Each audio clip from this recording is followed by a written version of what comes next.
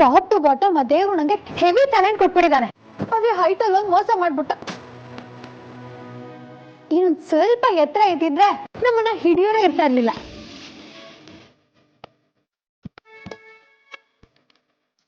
At least ಈ ಹೂವು ಹಾಕೋಷ್ಟು height ಆದ್ರೂ ಇರಬಾರ್ದಿತ್ತ.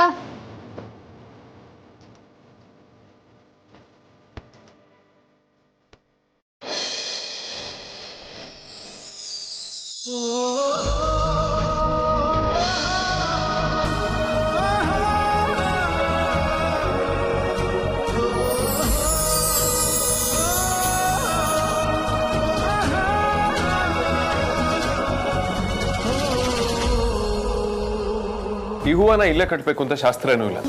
ಅಲ್ಪ ಸ್ವಲ್ಪ ಆಚೆ ಈಚೆ ಆದ್ರೆ ಏನು ಪ್ರಾಬ್ಲಮ್ ಆಗಲ್ಲ. ಎಲ್ರು ಮನೆಯವರೇ ಇರೋದು, ಹೊರಗಿಂದ ಯಾರೂ ಬರಲ್ಲ.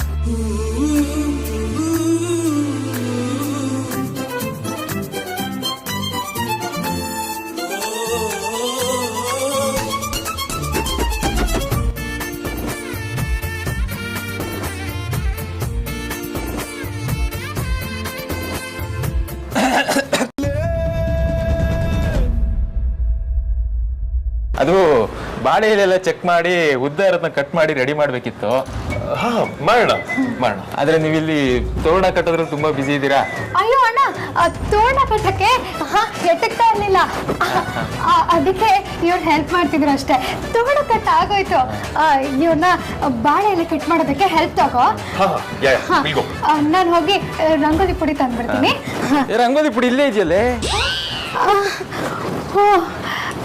ಇಲ್ಲೇ ಇತ್ತ? ಅದು ಒಳಗಡೆ ಇನ್ನು ಚೆನ್ನಾಗಿರೋ ರಂಗೋಲಿ ಪುಡಿ ಇದೆ, ಅದನ್ನ ತಂದ್ಬಿಡ್ತೀನಿ.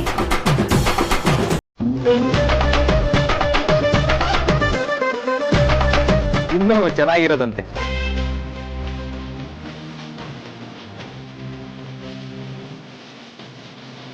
ದೊಡ್ಡ ಮಾಮ ಇದ ಹೆವಿ ಪ್ರೊಟೆಕ್ಟಿವ್. ಸಣ್ಣ ಸಣ್ಣ ವಿಚಾರದಲ್ಲೂ ಅವ್ರ ಹುಡುಗಿನ ಬಿಟ್ಕೊಡಲ್ಲ. ಸತ್ತಕ್ಕೇನಾದ್ರು ಅಂದ್ರ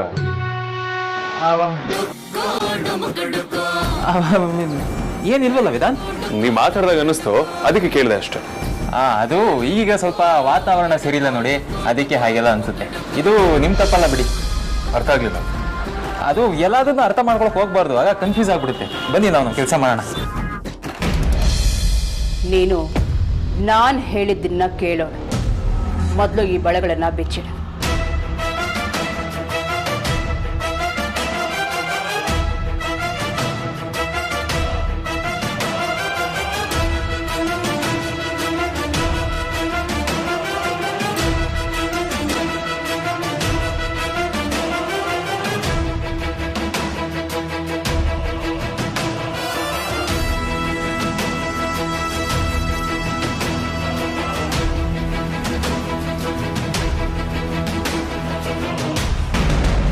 ತಗೊಳ್ಳಿ, ಆಯ್ತು. ಬಳೆ ಕೈಗೆ ಬಂದ ತಕ್ಷಣ ಎಲ್ಲ ಕೆಲಸ ಆಯ್ತು ಅಂತ ಅಂದ್ಕೋಬೇಡ. ಆಗ್ಬೇಕಾದ್ರೆ ಇಂಪಾರ್ಟೆಂಟ್ ಕೆಲಸ ಇನ್ನೂ ಇದೆ.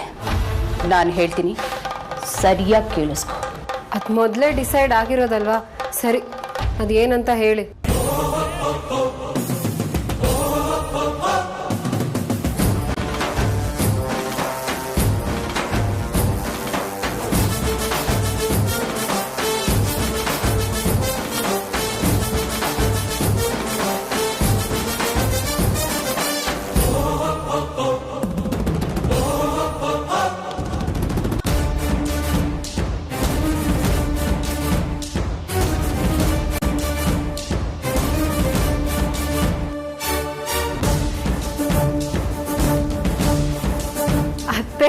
ನೀವು ನಾನು ಎಕ್ಸ್ಪೆಕ್ಟ್ ಮಾಡಿರೋ ಥರನೂ ಅಲ್ಲ, ನನ್ನ ಥರನೂ ಅಲ್ಲ. ದೊಡ್ಡ ಕಿಲಾಡಿ ನೀವು. ನನ್ನ ಬಗ್ಗೆ ಇನ್ನೊಬ್ರಿಗೆ ಇಷ್ಟು ಮಾತಾಡ್ತಾರೆ ಅಂದರೆ ಅದರ ಹಿಂದೆ ಎಷ್ಟು ಶ್ರಮ ಇದೆ ಅಂತ ನಿನಗೆ ಗೊತ್ತಿಲ್ಲ. ಸುಹಾಸಿನಿ ವಸಿಷ್ಠ ಅನ್ನೋ ಹೆಸರಿಗಿರೋ ಮರ್ಯಾದೆ ಸುಮ್ಮನೆ ಬಂದಿಲ್ಲ. ಅದಕ್ಕೆ ಎಷ್ಟು ಕಷ್ಟಪಟ್ಟಿದ್ದೀನಿ ಅಂತ ನನಗೆ ಗೊತ್ತು.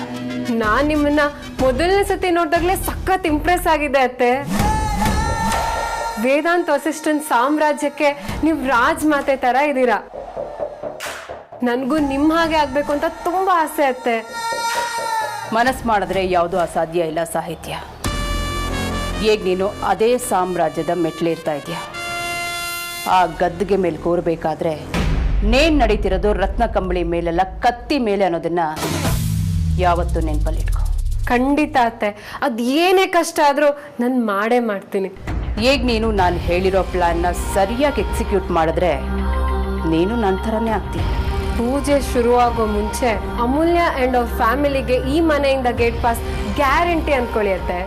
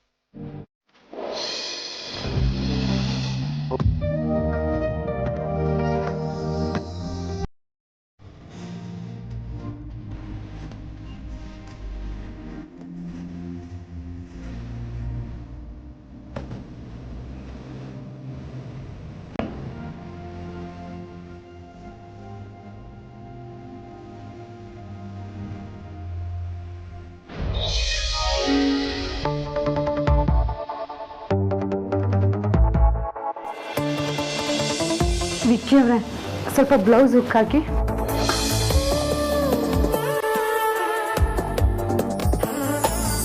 ವಿಕ್ಕಿ, ಏನ್ ನೋಡ್ತಿದ್ದೀರಾ?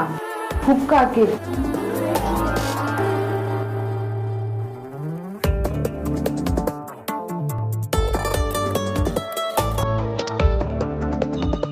ವಿಕ್ಕಿ, ಏನ್ ಮಾಡ್ತಿದ್ದೀರಾ? ಸಾರಿ ಇವಾಗ ಹೂ ಹಾಕ್ತೀನಿ ಕೊಡಿ.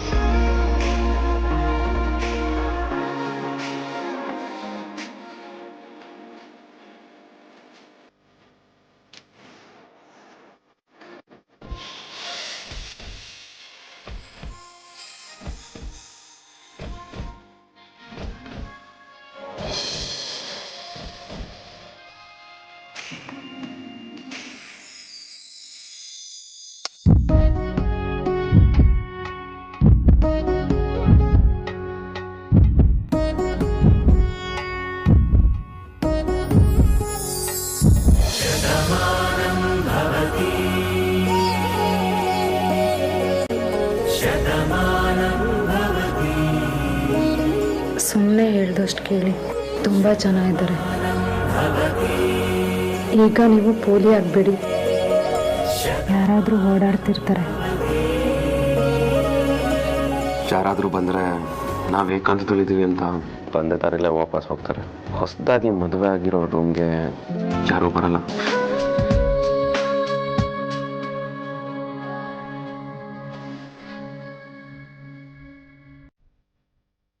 ವಿಶ್ವಸುಂದರಿ ನನ್ನ ತೋಳಲ್ಲಿ ಸಿಕ್ಕಿದಾಗ ಉಪವಾಸ ಮಾಡೋಷ್ಟು ಇಡಿಯಟ್ ನಾನು.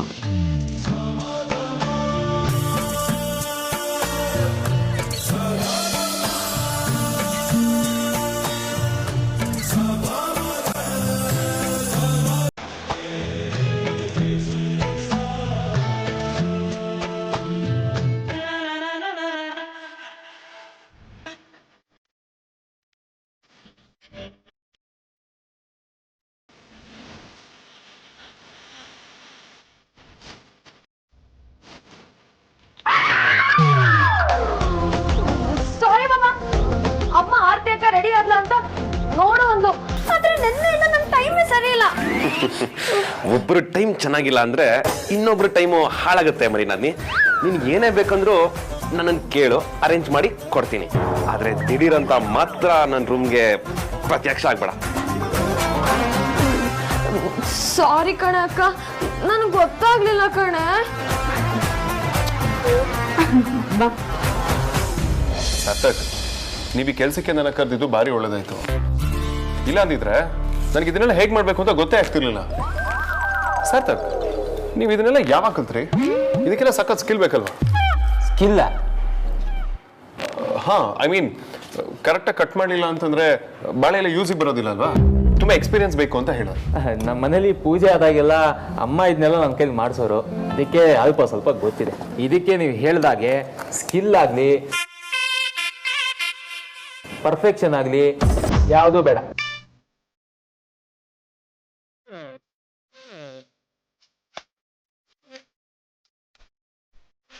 ಎಷ್ಟು ಕಾನ್ಸಂಟ್ರೇಷನ್ ಇದ್ರೆ ಅಷ್ಟು ಸಾಕು. ಓ ಹೌದಾ? ಇದು ನೋಡಿ, ತಗೊಂಡು ಈಗ ಅರಿಬೇಕು. ಏನಂತ ಅರ್ಥ ಆಯ್ತಾ? ಹಾ, ಅರ್ಥ ಆಯ್ತು. ಮೊದಲೇ ಹೇಳಿದಾಗೆ ಕಾನ್ಸಂಟ್ರೇಷನ್ ತುಂಬಾ ಇಂಪಾರ್ಟೆಂಟ್. ಈಗ ನೀವು ಮಾಡಿ.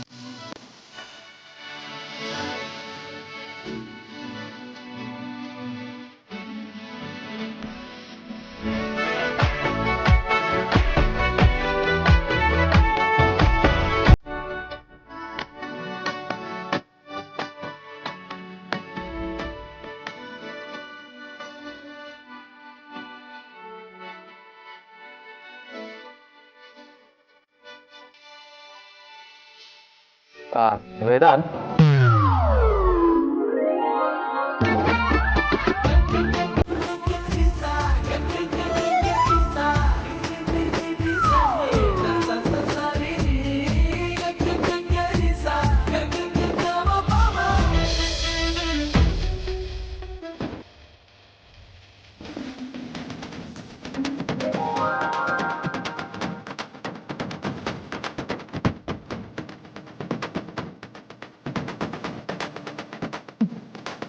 ನೋಡಿ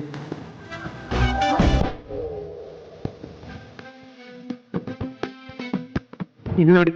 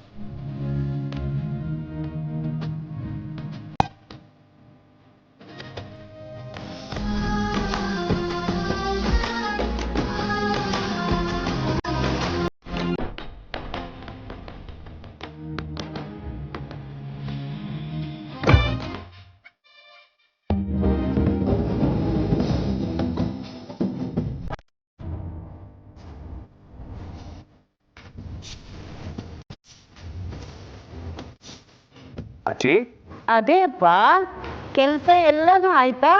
ಹಾ ಅಜ್ಜಿ, ಆಗೋಯ್ತು. ಐ ಮೀನ್ ಆಗ್ತದೆ. I mean to say almost ಇನ್ನೇನು ಮುಗಿಸ್ತಾ ಇದ್ದೀನಿ ಅಜ್ಜಿ.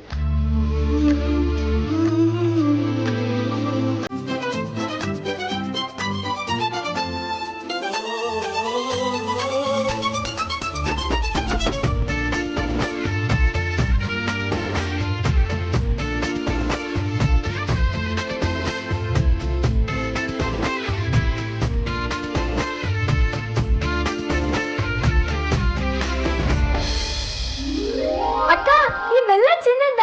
ಹ್ಞೂ ಕಣೆ ಅಂಜು. ಅಯ್ಯೋ, ಹಳೆ ಟೇಪ್ ರೆಕಾರ್ಡರು ಇದನ್ನೆಲ್ಲ ನಮಗೆ ಯಾಕೆ ಹಾಕ್ತಿದ್ಯಾ? ಬೇಡ ಕಣೆ.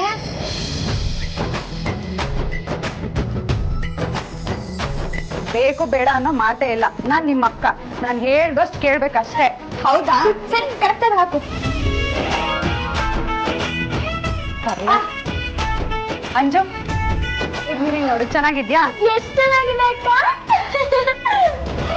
ವಾವ್, ನನ್ನ ಫೇವ್ರೆಟ್ ಕಲರು. ಚೆನ್ನಾಗಿದೆ ನೋಡಿ ದೇವ. ನಂದೇ ಚೆನ್ನಾಗಿರೋದು. ನಿನ್ ಕೆಟ್ಟದಾಗಿದೆ. ಅಯ್ಯೋ ಇದಕ್ಕೂ ಜಗಳ ಮಾಡ್ತೀರಾ, ಸುಮ್ಮನೆ ಇರಿ.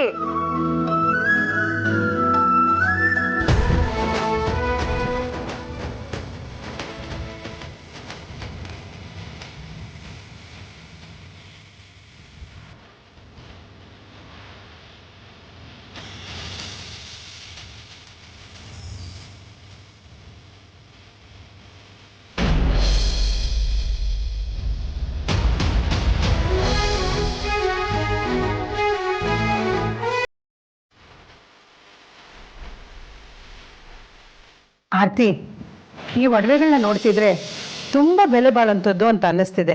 ಯಾಕಮ್ಮ ಇವರುಗಳಿಗೆ ಹಾಕಿದೆ? ಆದ್ಯ ಅದಕ್ಕೆ ಮದುವೆಲಿ ಒಂದು ಸಣ್ಣ ಚಿನ್ನ ಹಾಕೊಳ್ಳೋದಕ್ಕೂ ಎಷ್ಟು ಕಷ್ಟಪಟ್ಟಿದ್ದೀವಿ ಅಂತ ನನಗೆ ನೆನಪಿದೆ ಅಮ್ಮ. ಚಿನ್ನ ಇಲ್ಲ ಅಂತ ಡೂಪ್ಲಿಕೇಟ್ ಚಿನ್ನ ಹಾಕೊಂಡಿದ್ವಿ, ಆದ್ರೀಗ ನಾನೇ ನಿನಗೆ ಚಿನ್ನದ ಸರ ಹಾಕ್ತಾ ಇದ್ದೀನಿ. ನಂದೆಲ್ಲ ನಿಂದೆ ಅಮ್ಮ, ಹಾಕೋ. ಅಲ್ಲ ಕಣೆ, ಇದೆಲ್ಲ ನಿಂದೆ, ನೀನೇ ಹಾಕೊಳ್ಬೇಕು ತಾನೆ.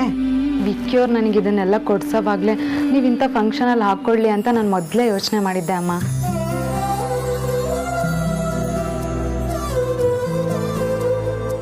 ಆಗಲ್ಲ ಬೇಡ ಅಂತ ಹೇಳೋ ಹಾಗೆ ಇಲ್ಲ.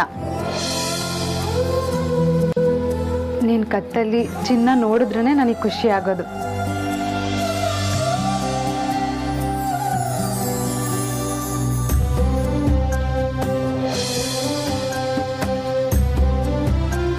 ಇದು ಅಮ್ಮಗೆ.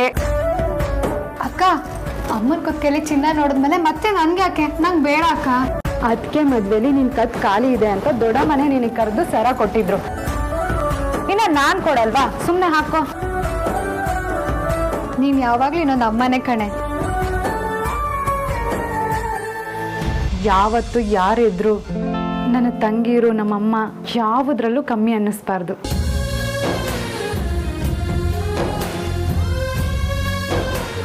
ಅಷ್ಟೇ ನನ್ನ ಆಸೆ.